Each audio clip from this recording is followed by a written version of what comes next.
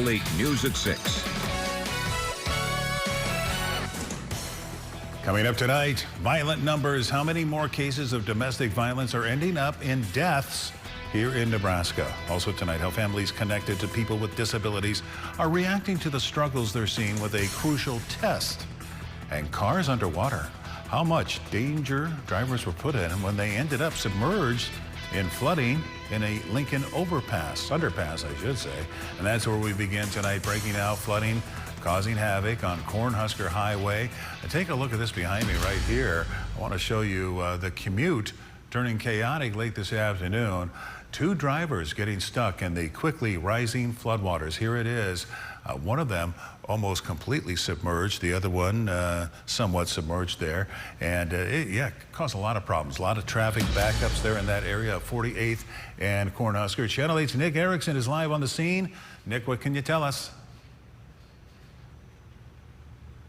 Yeah, Rod, I'm on the corner of 48th Street and Cornhusker Highway, and floodwaters underneath the railroad viaduct and two cars stuck in it. And for people who live in the Lincoln area, you know that this is one of the areas that really sees a lot of flooding when there's heavy downpour. Today, for the floods, that was very dangerous for those two drivers. As we take a look here on your screen now, some of the clips that were taken earlier when I arrived on scene, you could see the white car half submerged. The woman was thankfully able to get out of the car at her own will. And as for the person in the black vehicle, they had to await a rescue and dive team to be extracted from the vehicle. And as we take a look back live, coming back to me here, there were no reported injuries, thankfully. And as you can see behind me, they are actively trying to get the vehicles out of the water. More reports to follow. But for now, I'm Nick Erickson reporting at 48th Street and Cornhusker Highway. Rod, back to you. All right, thank you, Nick. Reporting both at live at 5 and 6 o'clock. Good to see they're starting to get things cleaned up. Let's take a look at your first forecast right now. After the heavy rains move through this afternoon, the sun eventually peeked out from the clouds. Rusty, you and I were talking, getting that much rain in a short amount of time that we did this afternoon, not really helpful to too many people, is it?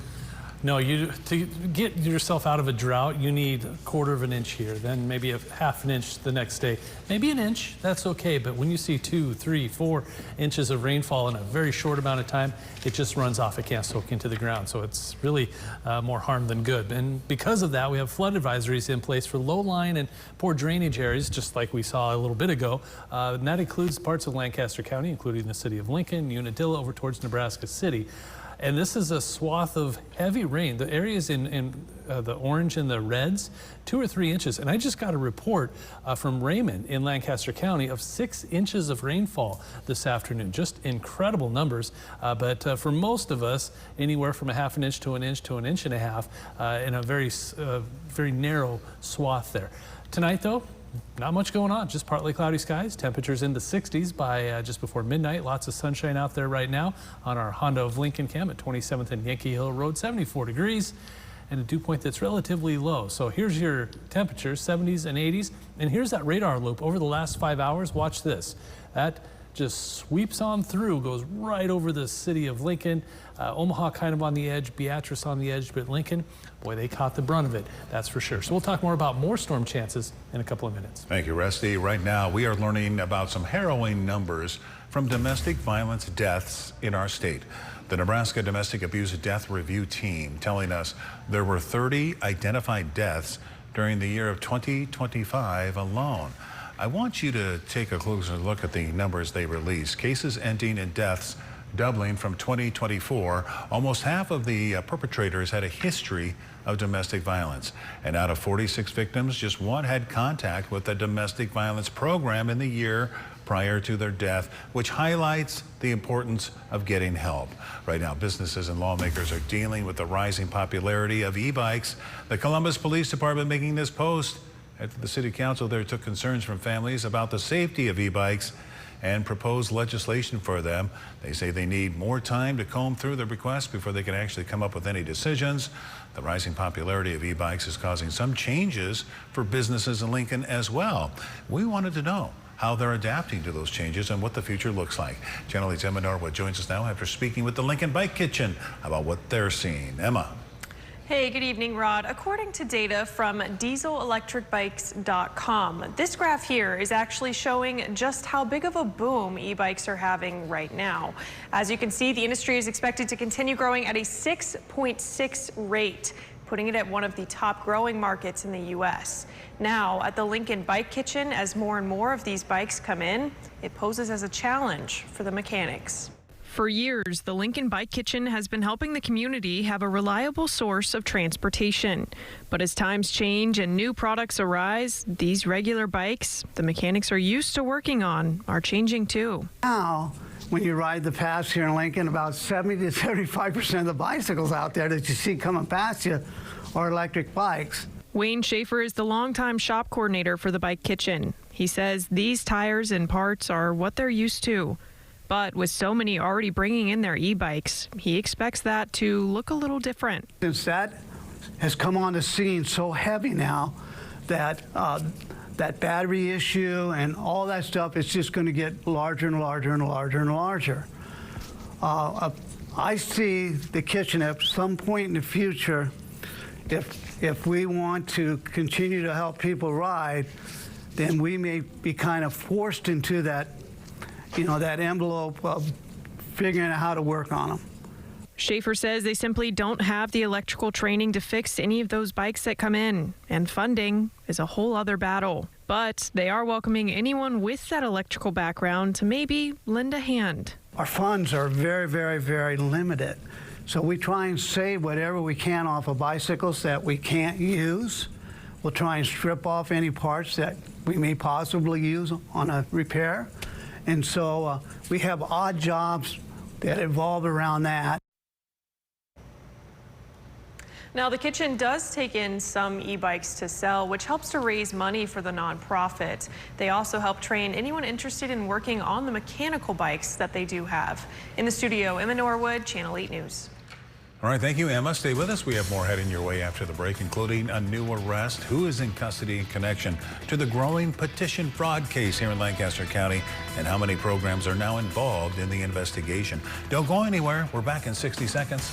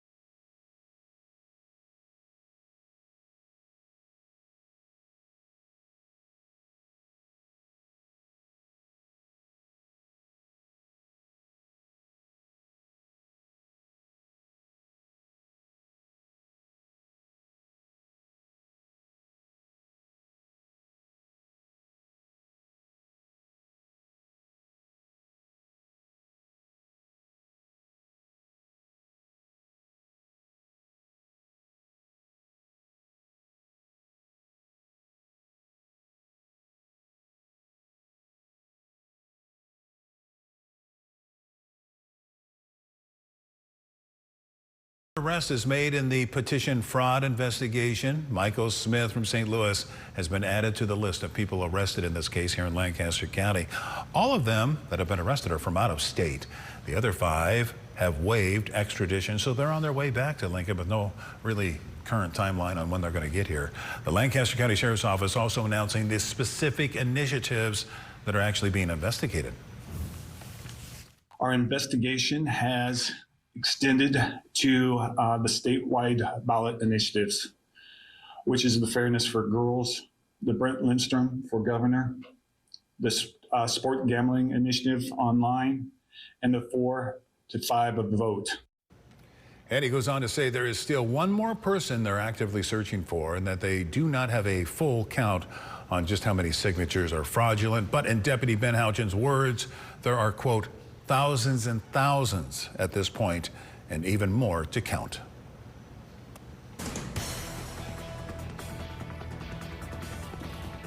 After the storms rolled through this afternoon, a quiet evening ahead, but there's more storms in the forecast. We'll have that when we come back.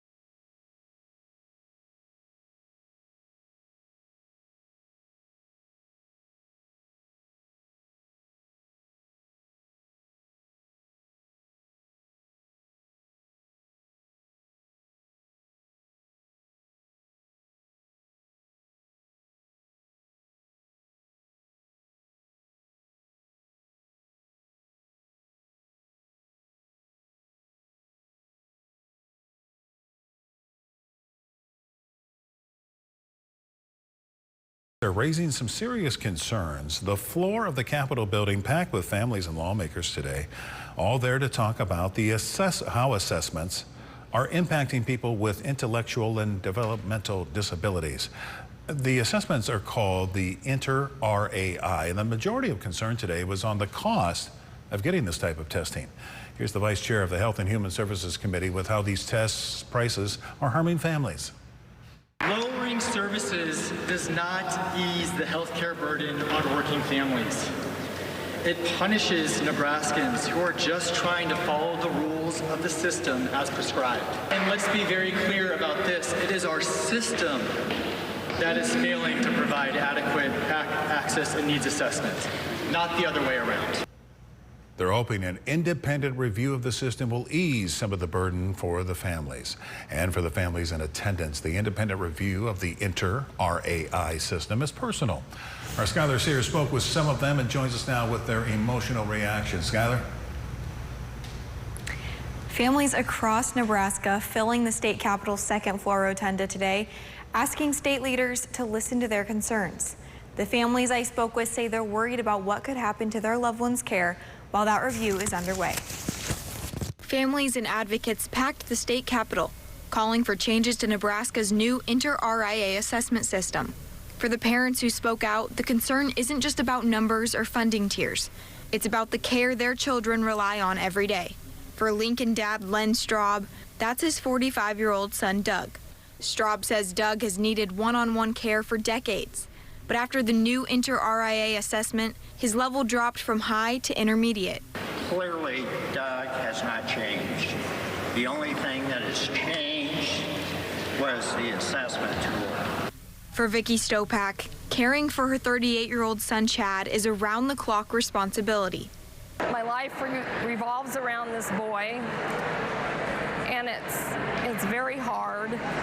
He needs a caregiver 24/7. And it's hard to find people to watch him, so I miss a lot of things.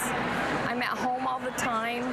And she says that's why she showed up at the Capitol. I came here to fight for my child, Chad Stopak. He's 38. We were told that if he is 24-hour care, then he should be put in an institution. And I said, no way, he'll die there. And we love him so much, and it's time to start fighting for all the disabled children. The state is now launching an independent review of Inter-RAI. Families here plan to keep advocating until they feel their children's needs are being accurately reflected. The independent review is expected to take about 4 months. It's something advocates have been calling for, but they don't want families to face further funding reductions while they wait for the results. Reporting in the studio, Skylar Sears, Channel 8 News. Now, your Storm Alert Team forecast with Chief Meteorologist Rusty Dawkins.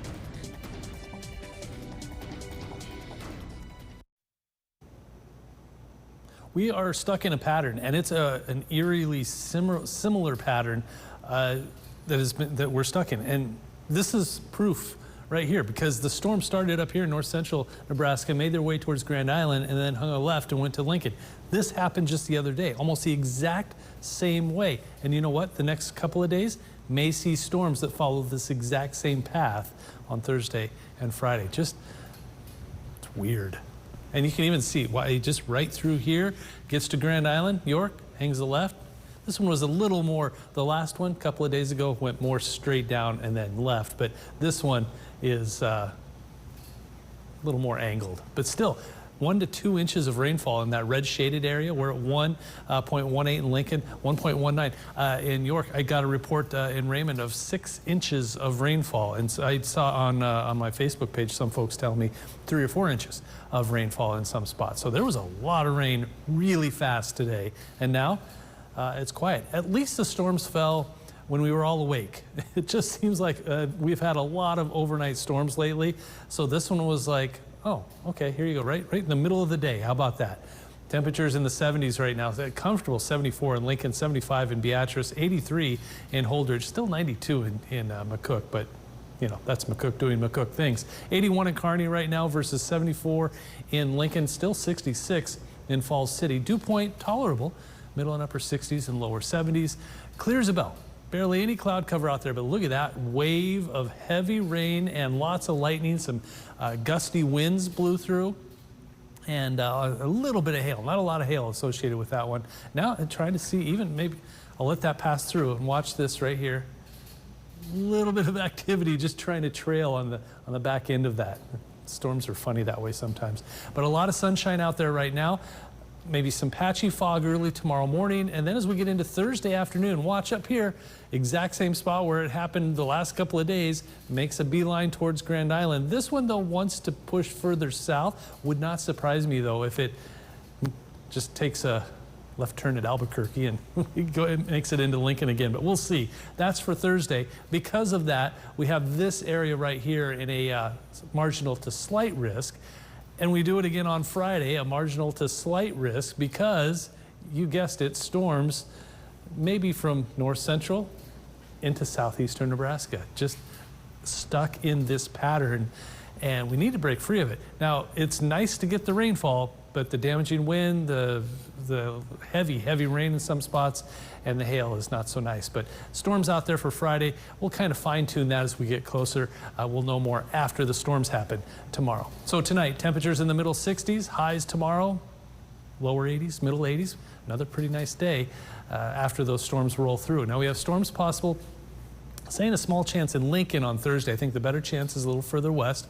Another chance on Friday. Saying a small chance on Saturday. Right now, a lot of models saying not much going on except for very early and very late. So keeping an eye on that. Then on Sunday, storms possible once again. And maybe even on Tuesday, just an active weather pattern we're stuck in. But those temperatures, not too bad, in the lower and middle 80s for the foreseeable future. All right, thank you, Rusty. Well, the clock on the wall says it's just about time to enter the sports zone with Sports Director Will Charlton. Two Husker softball coaches have been named to a prestigious award list, right? Yes, indeed, Rod. Coming up, we tell you who the two coaches are and why they're in the running for Division I Assistant of the Year.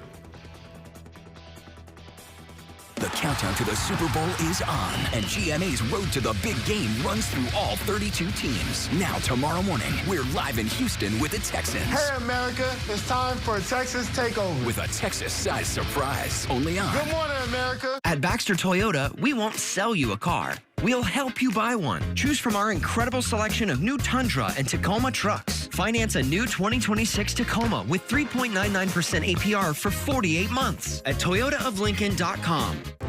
At Security First Bank, we're invested inside our doors and out and about.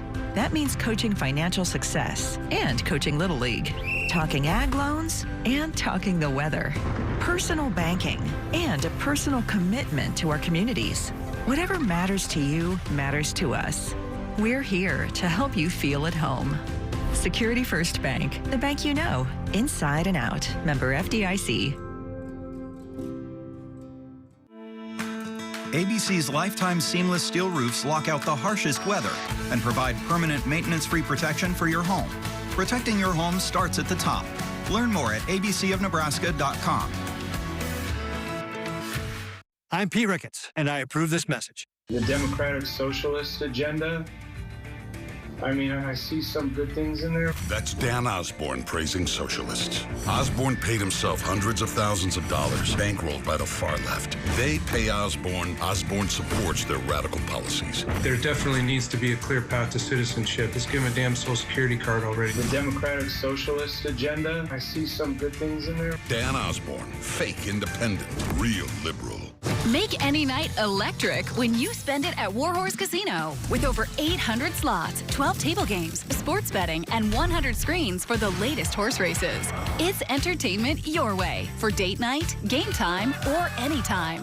Win your choice of speed versus utility at Warhorse Lincoln. Earn entries in July and August for your chance to choose a 2026 Corvette Stingray or GMC Sierra 1500. Only at Warhorse, where Nebraska wins. Nebraska and Iowa make up a diverse region rich in tradition and pride. And Culligan has a long history of providing custom solutions to address the area's water worries, like PFAS, arsenic, nitrates, and bacteria. Culligan, water you love since 1936. Hit the road this summer with a new ride from Duteau Chevrolet. With a lineup built for style, capability, and everyday versatility, Duteau has what you need for road trips, weekend plans, and everything in between. Right now, get 0% for 60 months or 2.9% for 72 months on 2026 Chevy Silverados, or get 2.9% for 48 months on a 2026 Traverse. Become part of the Duteau family today. Online anytime at DuteauChevrolet.com.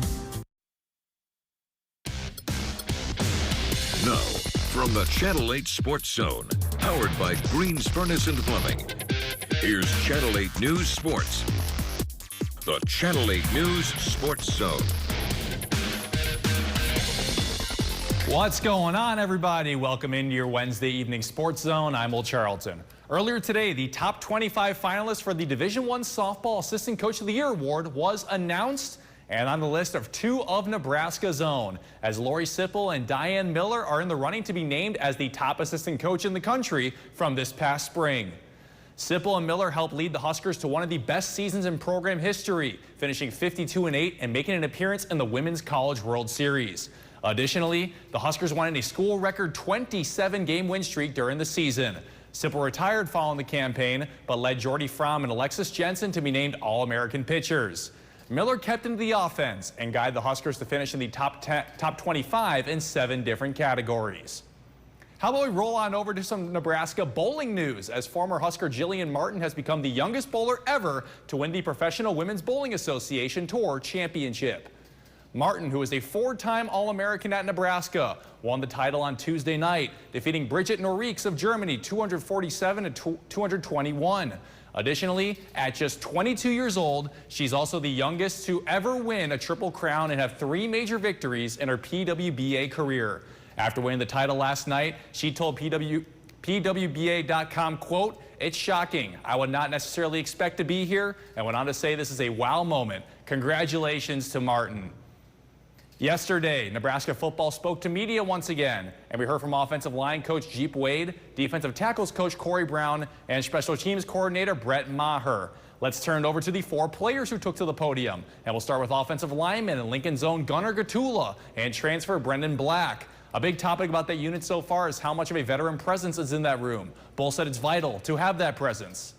It's really important, and also make sure a unit can kind of mesh, and and a whole unit has seen a lot of different things from different conferences or different teams. Just in general, I think it helps kind of, we can pick each other's brains about what we see on film or just when we're out on the field, so we can really mesh together and kind of use that to our advantage. It's very important. I think bringing the young guys along too is a big part of it.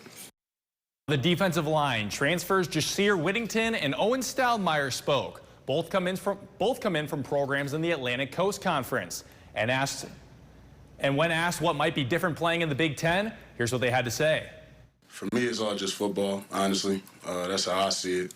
I just came in with the same mentality I came in as a freshman when I was in a different conference, and that's just the work. And for me to be the alpha dog of the conference, the Big Ten is just going to do a little bit more of what I guess I would prefer. Run downs. We're going to be running the ball. They're going to consistently do that. The Huskers speak to media again on Friday, and we'll have more of them then.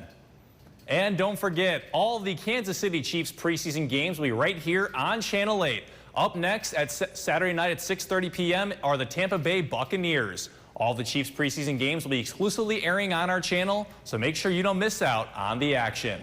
That does it for now here on Sports Zone, and once again, I just got to congratulate the Carpetland Rugs of Lincoln East on their Legion baseball title last night.